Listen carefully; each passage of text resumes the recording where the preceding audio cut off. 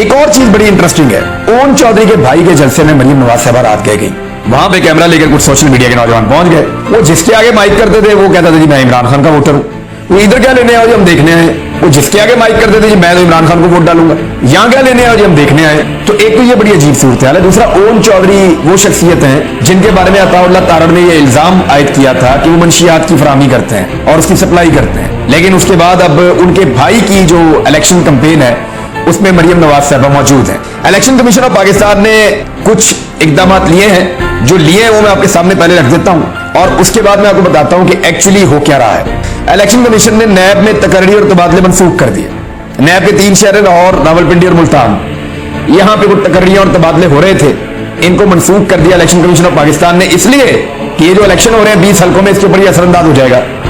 भाई आप उनको कर देते तकर्री और तबादले, नैब तो खत्म हो गई अपनी तौर पर।